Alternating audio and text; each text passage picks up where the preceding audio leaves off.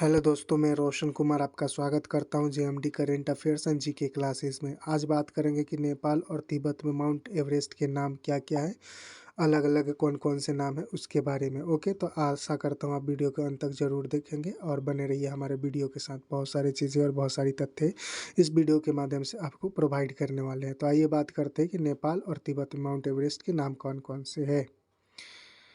बात करते हैं कि यदि आपसे कोई दुनिया की सबसे ऊंची पर्वत चोटी कौन सी है, तो पूछा जाता है दुनिया का सबसे ऊंचा चोटी कौन सा है, तो सहज ही आपका जवाब माउंट एवरेस्ट होगा। यानी माउंट एवरेस्ट क्या है?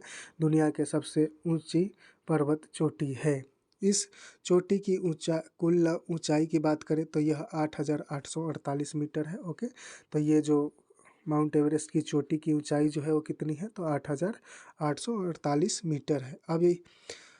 अब तक कई पर्वतारोहियों ने इस चोटी के फतेह किया, यानी अलग अलग लोगों ने क्या किया, इस पर जा कर के झंडा फहराया है, जिसमें कई भारतीय नाम भी शामिल है। तो अलग अलग लोग अलग अलग देश से भी गए हैं और हमारे भारत से भी गए हैं।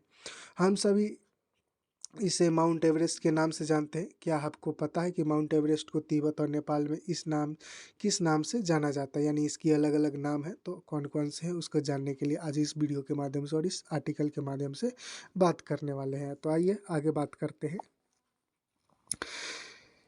किसे नाम पर किसके नाम पर है माउंट एवरेस्ट का नाम, तो किसके नाम पर है ये माउंट एवरेस्ट का नाम, आइए इसके बारे में बात कर लेते हैं। तो सबसे पहले हम यह जान लेते हैं कि दुनिया के सबसे ऊंचे पर्वत की ऊंचाई 8,800 मीटर है। यानी जो माउंट एवरेस्ट है उसकी ऊंचाई लगभग पूरी जो है कितनी है, 8,848 मीटर है। इस चोटी का नाम British surveyor general George George Everest के नाम पर रखा गया। तो यानी जो ये क्या है, इस माउंट एवरेस्ट की चोटी का नाम किस पे रखा गया है, तो एक ब्रिटिश व्यक्ति थे जो सर्वेयर जनरल जॉर्ज एवरेस्ट नाम था उनका, तो उन्हीं के नाम पर इसे रखा गया है। जिन्होंने इस पर्वत की ऊंचाई का सर्वे किया था और जिन्होंने ये इसका क्या किया था, सर्वे किया था, इसकी ऊंचाई कितनी है वो सब पता लगाया था, उनके सम्मान में इस चोटी का नाम माउंट एवरेस्ट ही रखा गया है। तो उनके नाम के आधार पर और उनके सम्मान में ही इस चोटी का नाम क्या रखा गया है, माउंट एवरेस्ट रखा गया है।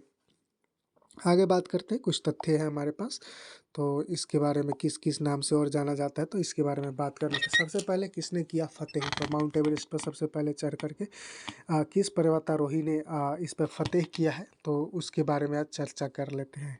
अब हम यह जान लेते हैं कि माउंट एवरेस्ट पर सबसे पहले चढ़ने वाले व्यक्ति पर्वतारोही सर एडम्स हेनरी थे और नेपाल के पर्वतारोही शेरपा तेंजिंग नार्गे थे। तो ओके, तो सबसे पहले माउंट एवरेस्ट पे चढ़ने वाले व्यक्ति पर्वतारोही सर एडम्स हेनरी और नेपाल के पर्वतारोही शेरपा तेंजिंग नार्गे थे। ओके, जिन्होंने 29 मई 1953 को माउंट एवरेस्ट पर विजय प्राप्त की, यानी इस पर चढ़ करके झंडा फहराया। पहले इस नाम से जाना जाता था माउंट एवरेस्ट। तो किस नाम से जाना जाता था माउंट एवरेस्ट सबसे पहले, तो इसके बारे में बात कर लेते हैं। ब्रिटिश सर्वेयर द्वारा इसकी ऊंचाई का पता लगाने से पहले इस पर्वत को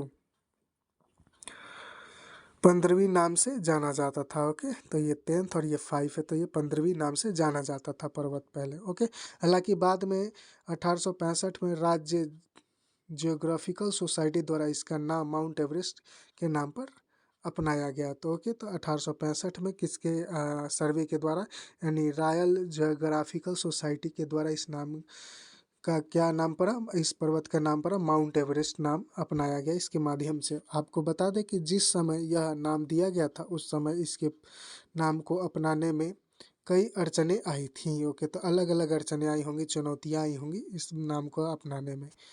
कई विद्वानों द्वारा भारत को देखते हुए इस नाम पर आपत्ति जताई गई थी। ओके, तो अलग अलग लोगों ने अलग अलग अपने तथ्य अपने विचार रखे होंगे। ओके, आगे बात करते हैं।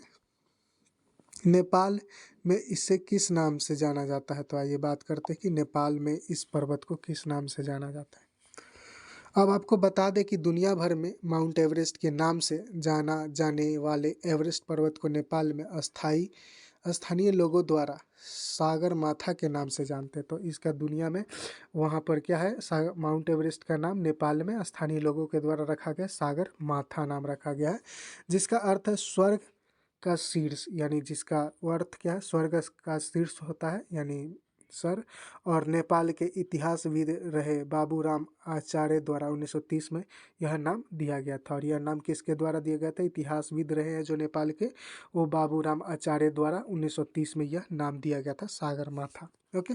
तिब्बत में इस नाम से जाना जाता है पर्वत। तो तिब्बत में किस नाम से जाना जाता है माउंट एवरेस्ट, तो उसके बारे में बात कर लेते हैं। माउंट एवरेस्ट को तिब्बत में कई सदियों से एक ही नाम से पुकारा जाता है, यानी जो कि चोमोल गामा है। ओके, तो ये द्वीप क्या है, माउंट एवरेस्ट का नाम है तिब्बत में, चोमोलंगमा। ओके। इसके अर्थ की बात करें तो इसका अर्थ होता है पर्वतों की रानी, यानी इसे पर्वतों की रानी भी कहा जाता है। ऐसे में यहाँ के लोग इसे इसी नाम से पुकारते हैं, यानी यहाँ के लोग क्या करते हैं, इसी नाम से पुकारते हैं, चोमोलंगमा, लंगमा। ओके, ये सब जानकारियाँ थी।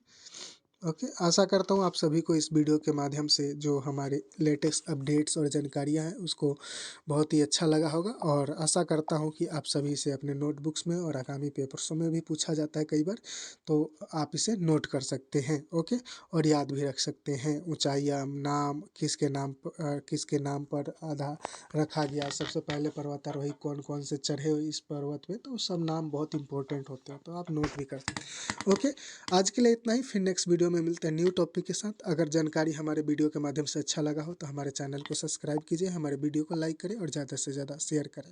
बेल आइकन को ज़रूर प्रेस करें ताकि आपको टाइम टू टाइम हमारे वीडियो का नोटिफिकेशन मिलता रहे। Okay, thank you, have a nice day, bye.